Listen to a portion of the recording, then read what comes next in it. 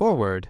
In the oral traditions of the Anishinaabe, the world is alive with spirits. Rocks hold memories, the wind carries messages, and water tells the stories of all who have touched it. The boundary between the physical and spiritual realms is not a wall, but a thin, shifting veil. In the early 19th century, a new force entered this spiritual landscape. It was not of the earth or sky. It did not breathe or grow. It was a spirit of iron and fire, of straight lines and screaming steam, the manifestation of a different way of thinking, a different relationship with the land. To the men who built the Canadian Pacific Railway, it was the triumph of progress. To Makwa-ikwe, she who sees, it was the birth of a new and terrible god. This is not a story about stopping the railway, but about witnessing the arrival of the modern world through eyes that saw beyond the physical. It is about a prophet who knew that the greatest battles are not fought with weapons, but with memory, story, and the fierce determination to ensure the old spirits are not forgotten when the new ones arrive. The iron serpent crossed the land, but the spirits it encountered did not simply vanish. They adapted, endured, and in the quiet places, away from the noise of the trains, they still whisper their truths to those who know how to listen. Chapter 1. The first sign was the trees. They began to fall in a way that was unnatural. Not by the selective hand of the Anishinaabe, who took only what they needed and left offerings of tobacco in return. Not by the fury of a summer storm, which left a chaotic tangle of splintered trunks and torn branches. This was a methodical clearing, a straight line of destruction that cut through the forest with brutal efficiency. Makwa-ikwe, whose name meant bear woman, felt each thud of the axe in her bones, a jarring percussion that echoed the frantic beating of a trapped bird's wings. She was not a young woman. The lines on her face were a map of her 60 winters, each one etched by the harsh winds and biting cold of the northern lands. Her eyes, however, were ageless. They were the color of the deep woods at twilight, and they saw things that others did not. They saw the spirits that danced in the flames of the fire, the ghosts of ancestors who lingered near the burial grounds, and the manitus that inhabited the rocks, the water, and the trees.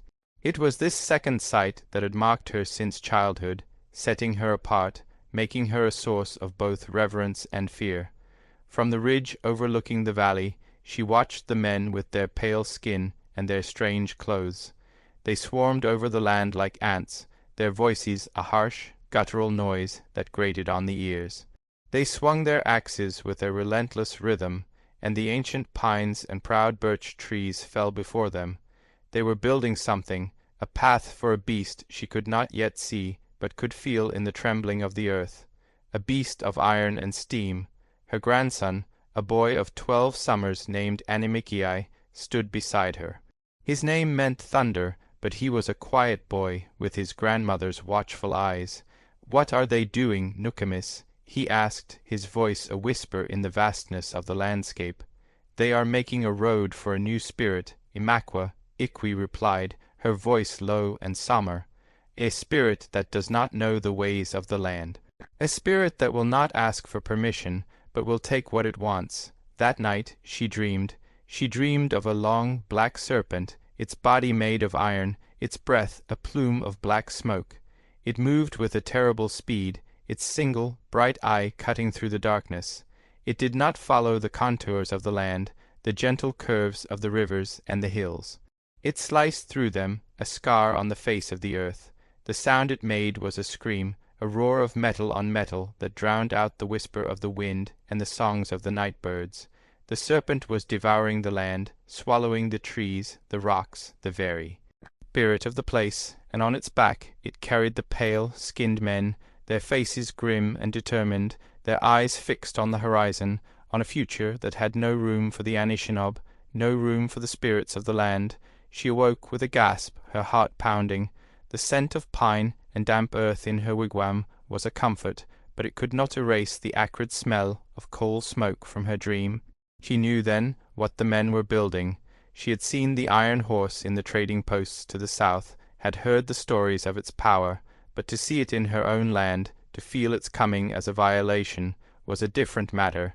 It was not just a machine, it was a prophecy, a declaration of war on the world she had always known. The next day she spoke to the council of elders. They gathered in the largest wigwam, the air thick with the smoke of the sacred fire and the scent of drying herbs. The faces of the elders were grim. They had all seen the destruction, had all felt the shift in the spiritual balance of the land, but they were men of action, of tradition. They spoke of treaties, of boundaries, of the promises made by the Queen's men. They spoke of the need to be cautious, to not provoke the newcomers. They are building a railway, said one elder, a man named Jichai Mukamon, or Big Knife, who had travelled to the south and seen the ways of the white man. It is a great canoe that travels on land. It will bring many more of them and their goods. It is a thing of power, and we must be careful. It is a thing of death, Makwa-ikwe said, her voice cutting through the murmurs of the council. I have seen it in a dream. It is a serpent that will devour the land and its spirits. It is a new god, a god of iron and fire, and it will demand a terrible sacrifice. The elders were silent. They respected Makwa-ikwe, but her words were unsettling. They spoke of a spiritual battle, a war of worlds, that they were not prepared to fight. They were warriors, hunters, and fishermen. They knew the ways of the forest and the lake, but they did not know how to fight a god. As the days turned into weeks, the line of destruction grew longer, a raw, open wound in the heart of the forest. The sound of the axes was joined by the clang of hammers on steel, the shouts of foremen, and the rumble of wagons. The animals, their homes destroyed, fled the area. The deer were scarce, the rabbits had vanished, and even the birds seemed to sing a more mournful song. The land was dying, and with it, the spirits that had sustained the Anishinaabe for generations. Makwa-ikwe watched it all with a growing sense of dread. She spent her days in the forest, walking the line of destruction, her heart aching for the fallen trees, for the displaced spirits. She gathered the sacred medicines, the sage and the sweetgrass, her hands moving with a desperate urgency. She knew that a time was coming when these things would be all they had left, a fragile shield against a world that was determined to erase them. One evening, as the sun was setting, casting long shadows across the ravaged landscape, she saw something that made her blood run cold. A group of surveyors, their tripods and chains glinting in the fading light, were driving a stake into the ground on the very edge of the ancient burial ground, the place where the ancestors slept. It was a desecration, a violation of the most sacred of trusts, and in that moment she knew that the time for caution was over. The iron serpent was not just passing through. It was coming for their souls. Chapter 2. The sight of the surveyor's stake on the edge of the burial ground was a spark in the dry tinder of Makwa-ikwe's soul. The time for quiet observation was over. This was no longer a passive encroachment. It was an act of aggression, a blatant disregard for the sacred space of her ancestors. That night she did not consult the elders. She consulted the spirits. In the solitude of her wigwam, she burned sage and sweetgrass, the fragrant smoke carrying her prayers into the spirit world. She painted her face with the symbols of her clan, the bear, a sign of strength and courage. She was no longer just a seer, she was a warrior, preparing for a different kind of battle. Before the sun had risen, she walked to the place where the stake had been driven. Anishinaabe, her grandson, followed her, his young face a mixture of fear and determination. He had seen the change in his grandmother, the fire that had been lit in her ancient eyes. He did not understand the full weight of her actions, but his loyalty was absolute. He would stand with her, no matter the cost. Makwa-ikwe knelt before the stake, her hand resting on the cold, alien wood. She closed her eyes, and the world of the spirits opened to her. She saw the faces of her ancestors, their expressions a mixture of sorrow and anger. They had been disturbed from their long sleep, their peace shattered by the intrusion of the iron serpent. They whispered to her, their voices like the rustling of leaves, telling her what she must do. She was their guardian, their voice in the world of the living. She had to protect them. With a strength that belied her age, she pulled the stake from the ground. It came away with a sucking sound, leaving a dark, gaping hole in the earth. She held it in her hands, this symbol of the new world, this violation of the old. Then, with a prayer to the spirits of the land, she broke it over her knee. The sharp crack echoed in the pre-dawn stillness, a declaration of defiance. When the surveyors returned later that morning, they found their marker gone, replaced by a small, hand-carved wooden bear, a clear symbol of Makwa-ikwe's clan. The foreman, a burly man with a face reddened by sun and whiskey, flew into a rage. He saw it as an act of childish vandalism, an ignorant challenge to the might of the Canadian Pacific Railway. He ordered his men to replace the stake, this time driving it deeper into the ground, and to keep a watch on the area. But the next morning the stake was gone again, and again the small wooden bear stood in its place. This time the foreman was not just angry, he was unnerved. There was something about the silent, persistent defiance that was more unsettling than an open confrontation. He sent a rider to the nearest north-west mounted police outpost, reporting that the local Indians were interfering with the construction of the railway, a federal project. News of Makwa-ikwe's actions spread through the Anishinaabe village like wildfire. The younger warriors, frustrated by the elders' caution, were inspired by her courage. They saw her not as a reckless old woman, but as a leader, a prophet who was willing to stand up to the invaders. They began to gather around her, their faces eager, their hands ready to take up arms. They spoke of ambushes, of sabotage, of driving the white men from their land. Makwa-ikwe, however, counseled a different kind of resistance. To fight them with their own weapons is to become like them, as she told the young warriors, her voice calm but firm. We cannot win a war of iron and fire, but we can win a war of spirit. We must show them that this land is not empty, that it is filled with a power they cannot understand.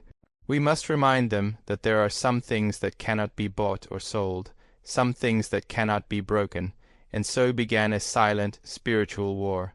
Every night Makwa-ikwe and her followers would go to the line of construction, not to destroy, but to reclaim. They would walk the ravaged path, their soft moccasins a stark contrast to the heavy boots of the railway workers. They would leave offerings of tobacco and sweetgrass, their prayers a gentle counterpoint to the harsh clang of steel on steel. They would paint the symbols of their spirits on the felled trees, on the cold, hard rails, a constant, silent reminder that this was their land, that they were still there. The railway workers, at first amused, then annoyed. And finally, deeply unsettled by these nocturnal visitations, they would arrive in the morning to find their work adorned with the strange, cryptic symbols of the Anishinaabe. The offerings of tobacco and herbs, left on the rails and the ties, seemed to mock their efforts, to suggest a power that was beyond their comprehension. The land itself seemed to be pushing back, resisting their attempts to tame it. The work slowed, accidents happened. A wagon would overturn, a tool would go missing, a horse would go lame. The men began to whisper of curses, of bad medicine, of the old woman who saw spirits. Makwa-ikwe's resistance was not about stopping the railway.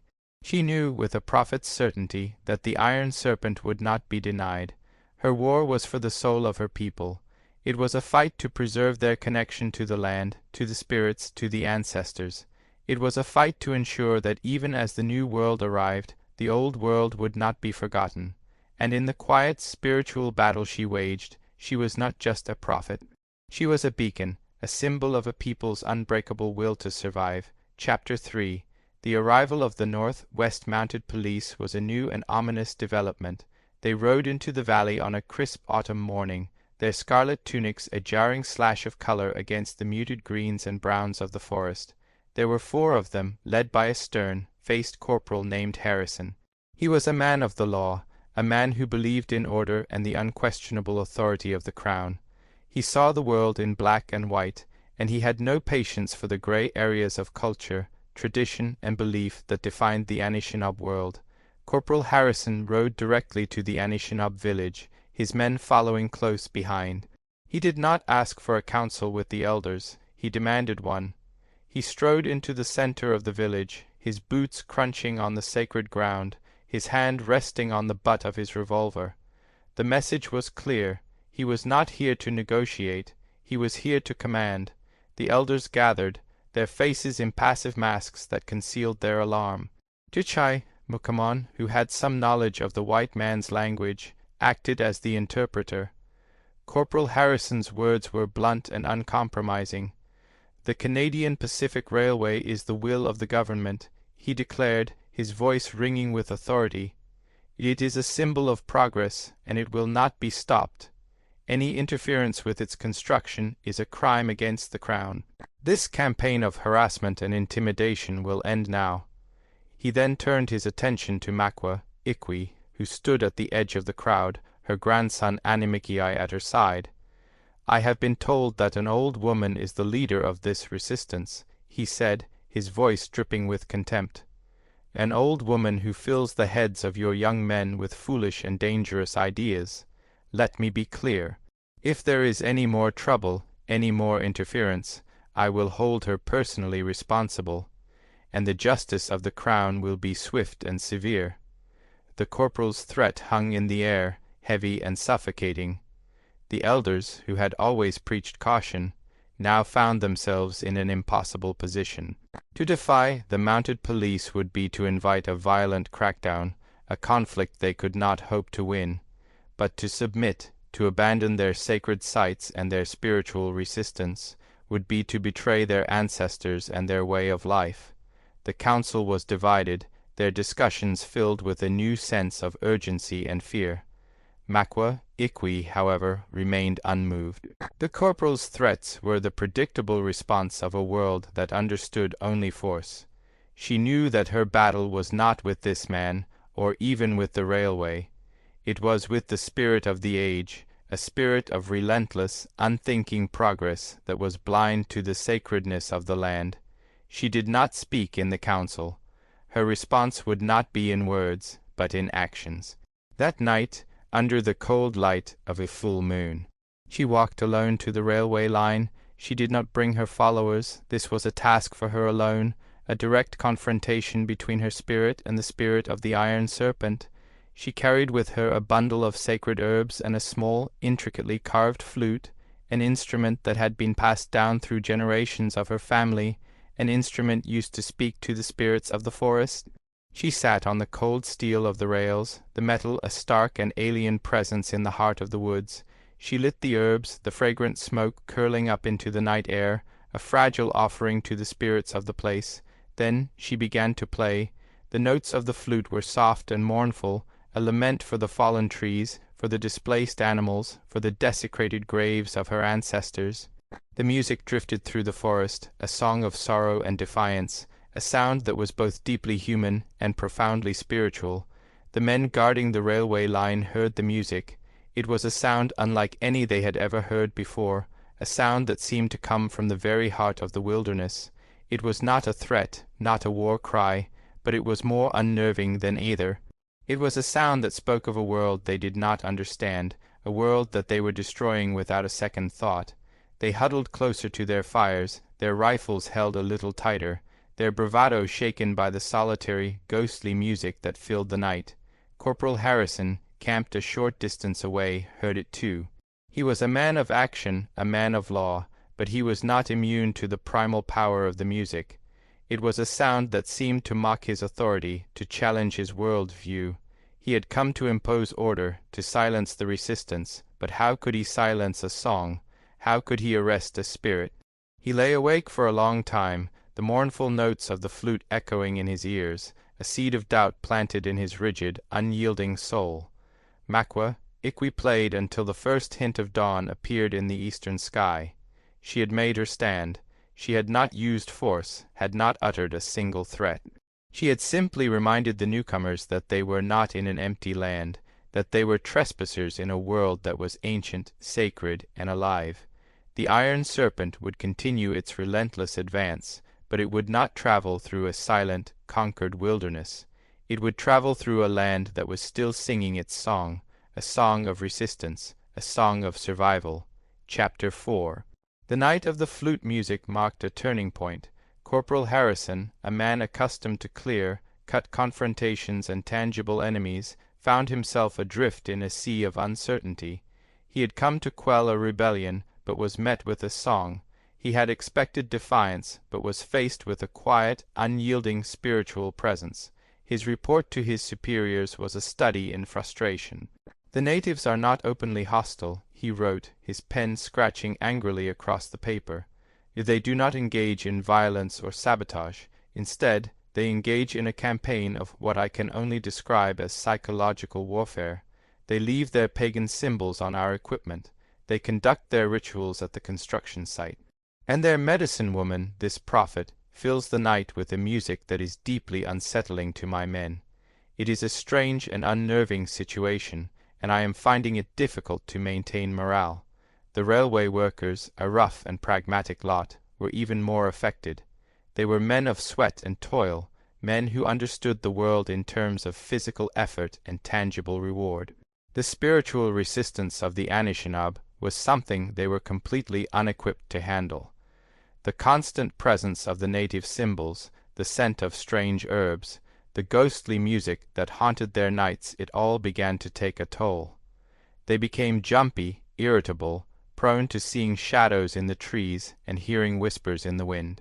The work, which had once progressed with a relentless efficiency, now slowed to a crawl. Accidents became more frequent, mistakes more common.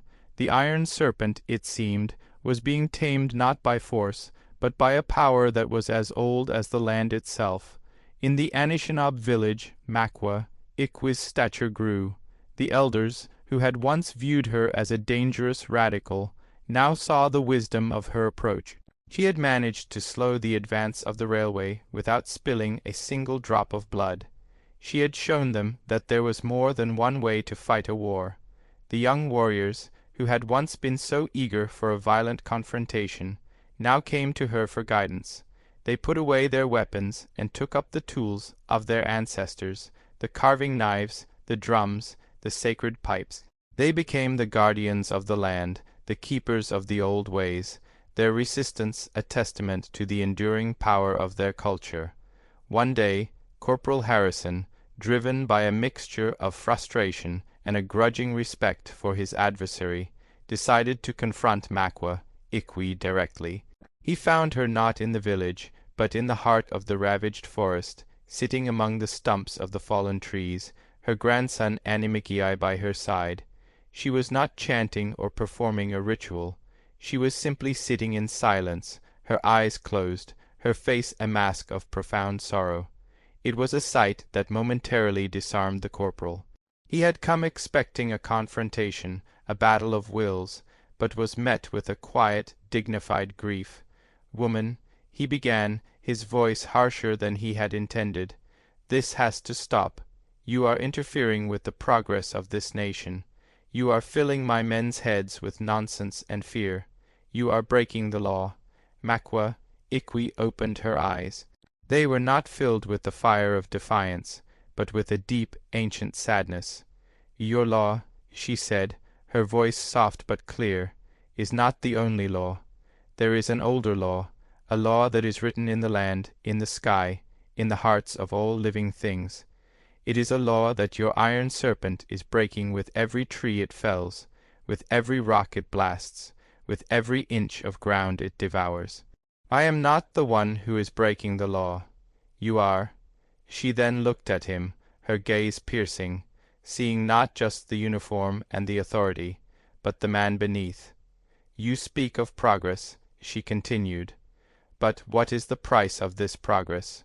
You are building a road to a future that is disconnected from the past. A future where the spirits of the land are silent, where the ancient wisdom is forgotten. Is that a future worth building?" Corporal Harrison was a man of simple convictions, of clear, cut duties. He had no answer for her question. He had been trained to enforce the law, not to question its philosophical underpinnings. He looked at the old woman, at her quiet dignity, at the profound certainty in her eyes, and for the first time in his life he felt a flicker of doubt. He saw not an ignorant savage, but a woman of immense spiritual power, a prophet who saw the world in a way that he could not even begin to comprehend. He did not arrest her. He did not threaten her. He simply turned and walked away, his mind in a turmoil. The confrontation had not been the one he had expected. He had come to assert his authority, but had instead had his own world challenged. The silent, spiritual war continued, but now it was not just the railway workers who were being affected. The doubt, the uncertainty, the dawning realization that there was more to this land than just trees and rocks, had begun to creep into the heart of the lawman himself. That evening Makwa-ikwe did not play her flute. The silence that fell over the valley was more profound, more unsettling than any music. It was a silence that was filled with unspoken questions, with the ghosts of old certainties, with the dawning of a new and unsettling awareness. The iron serpent was still coming, but its path was no longer clear. It was now a path that was fraught with the invisible, unyielding power of the human spirit. Chapter 5. The first snows of winter arrived not as a gentle dusting, but as a furious, wind-driven blizzard that swept through the valley with the force of a physical blow. For the Anishinaabe, the coming of winter was a familiar rhythm, a time of turning inward, of storytelling, of survival. They were prepared. Their lodges were reinforced, their food stores were full, and their knowledge of the land, honed over countless generations, allowed them to navigate the frozen landscape with a quiet confidence. The snow and the cold were not enemies. They were powerful spirits to be respected, to be understood, to be lived with. For the railway workers, however, the winter was a brutal and unforgiving adversary. They were men from the east, men who were unaccustomed to the ferocity of the northern climate. Their canvas tents offered little protection against the biting wind and the sub-zero temperatures. Their supply lines, already stretched thin, became unreliable, the wagons struggling to get through the deepening snow. The work on the railway, which had already been slowed by the spiritual resistance of the Anishinaabe, now ground to a halt. The iron serpent was frozen in its tracks, its advance halted not by human hands, but by the raw, untamable power of the land itself. Corporal Harrison and his men were equally ill prepared. They were soldiers of the plains, accustomed to open country and clear lines of sight. The dense, snow-choked forest was a claustrophobic and disorienting environment. They were forced to abandon their patrols, to huddle in their makeshift winter quarters, their scarlet tunics a stark and lonely splash of color in a world of white. The corporal's authority, which had once seemed so absolute, was now rendered almost meaningless by the overwhelming power of the winter storm. He could command his men, but he could not command the weather. He could enforce the laws of the crown, but he could not defy the laws of nature. As the days grew shorter and the cold deepened, a new and more insidious enemy began to stalk the railway camp. Hunger. The supply wagons, once merely delayed, now stopped coming altogether. The men were reduced to meager rations, their once boisterous energy replaced by a listless, sullen despair. Sickness, born of cold and malnutrition, began to spread through the camp. The foreman, a man who had once ruled with an iron fist, was now just another cold, hungry man, his authority as frozen as the ground beneath his feet. It was during this time of desperation that the Anishinaabe's response shifted.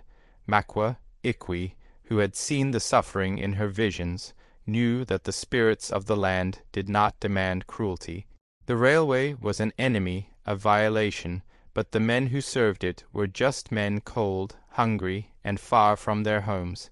To let them starve would be to dishonor the very principles of compassion and respect for life that she was fighting to protect. She spoke to the council of elders, her voice resonating with a wisdom that transcended the conflict. "They are our enemies," she said, "but they are also human beings. The spirits do not teach us to rejoice in the suffering of others. They teach us that all life is sacred. We will not fight their war of iron and greed, and we will not adopt their cruelty. We will show them the Anishinaabe way." And so, a new kind of offering began to appear at the edge of the railway camp. Not symbols of defiance, but gifts of life. Bundles of dried fish and smoked venison, baskets of winter berries and hardy root vegetables, pouches of medicinal herbs to combat the sickness. They were left silently, without a word, a testament to a generosity of spirit that the railway workers could barely comprehend. They were acts of war in a sense, but a war fought with compassion, a war that aimed to conquer not the enemy, but the enemy's heart. Corporal Harrison was stunned by this development. He had expected the Anishinaabe to press their advantage, to use the winter to drive the railway crew out. Instead, they were keeping them alive. It was a gesture that defied all his training, all his understanding of conflict. He saw the food, the medicine, the silent life-giving offerings, and he felt a profound and unsettling sense of shame. He was the representative of a great and powerful nation, a nation that was bringing a progress and a civilization to this wilderness. But in the face of the Anishinaab's quiet, dignified compassion, that progress seemed hollow, that civilization seemed barbaric. The foreman of the railway crew, a man humbled by hunger and sickness, accepted the gifts with a grudging gratitude. He did not understand the motives of the Anishinaabe, but he could not deny their generosity. The food saved his men from starvation, the medicine eased their suffering. A fragile, unspoken truce settled over the valley, a truce born not of treaties or negotiations, but of the shared human experience of a brutal winter. Makwa-ikwe watched from a distance, her heart filled with a complex mixture of sorrow and hope. The iron serpent was still there, a frozen, dormant threat, but in the heart of the winter, in the midst of the conflict, a different kind of seed had been planted, a seed of understanding, of respect, of a shared humanity that transcended the boundaries of culture and the clash of worlds. The war for the land was far from over, but the war for the soul, she knew, was being won not with defiance, but with grace. Epilogue. Years passed. The iron serpent, as Makwa-ikwe had prophesied, did pass. The Canadian Pacific Railway, a marvel of engineering and a brutal instrument of change, now stretched from coast to coast. The valley, once a quiet, isolated wilderness, was now a stop on the great transcontinental journey. A small town, with a train station, a general store, and a church, had sprung up near the Anishinaabe village. The world had changed irrevocably. The Anishinaabe, too, had changed. The old ways were harder to maintain in a world that was increasingly dominated by the newcomers. The young people were drawn to the town, to the promise of wages and the allure of a different life. The whiskey trade, though officially discouraged, continued to be a source of sorrow and division. The land, once a boundless and sacred wilderness, was now crisscrossed with fences and property lines. The world that Makwa-ikwe had fought to protect was fading, its edges frayed by the relentless march of progress, but it was not gone. The seed of remembrance that Makwa-ikwe had planted had taken root. In the heart of the village, a new lodge had been built, a lodge dedicated to the preservation of the old ways. It was a place where the stories were still told, where the songs were still sung, where the children were taught the language of their ancestors. It was a place of quiet, determined resistance, a sanctuary for the Anishinaabe soul. Anishinaabe, no longer a boy, was now a respected elder, a keeper of the stories. He had seen the world change, had felt the pull of the new ways, but he had never forgotten the lessons of his grandmother. He had become her living legacy, a bridge between the past and the future. He taught the children the stories of Makwa-ikwe, of her spiritual war against the iron serpent, of her unwavering belief in the enduring power of the Anishinaabe spirit. He taught them that to be Anishinaabe was not to live in the past, but to carry the past into the future, to adapt and to change without forgetting who they were. Corporal Harrison, now a graying and weary inspector, was stationed in a larger town many miles away. He had risen through the ranks, a successful and respected officer of the law. But the memory of the old woman and her flute music had never left him. He had seen the progress that the railway had brought, the prosperity and the poverty the order, and the chaos.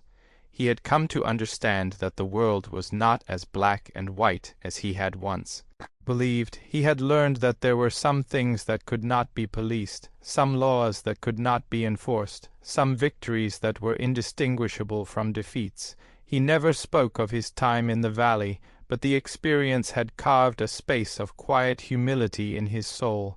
The railway foreman had long since moved on, a transient figure in the great army of industry. But the story of the winter of starvation, of the silent, life-giving offerings of the Anishinaabe, became a part of the railway's folklore, a cautionary tale told by old-timers to the new recruits. It was a story that spoke of a different kind of power, a different kind of wealth, a story that hinted at the profound and unsettling truth that the land was not just a resource to be exploited, but a living entity with a spirit of its own. Makwa-ikwe had passed into the spirit world many years before, her passing as quiet and natural as the turning of the seasons. She was buried in the sacred ground that she had fought to protect, her grave marked not by a stone, but by a single ancient maple tree. The railway tracks ran nearby, a constant reminder of the world that had come, but the trains that passed no longer seemed so monstrous, so invincible. They were just a part of the landscape now, a noisy, fleeting presence in a land that was ancient, enduring, and filled with the quiet, unyielding power of the human spirit. One day, a young girl from the village, a great-granddaughter of Anishinaabe, sat by the tracks, watching the train pass. She was on her way to the city, to a school where she would learn the ways of the newcomers. But in her bag she carried a small, intricately carved wooden bear, a gift from her grandfather. She held it in her hand, the smooth wood a tangible link to her past, to the stories, to the songs, to the indomitable spirit of her great-great-grandmother, the prophet who had seen the future and had taught her people how to survive it. The train sped on, a symbol of a world in constant motion. But the girl, with the wooden bear in her hand, was a symbol of something else, a people who had learned to travel between two worlds, a people who had not been broken, a people who had remembered who they were. The iron serpent had passed, but the eagle still soared, the song was still sung, and the spirit of the Anishinaabe endured.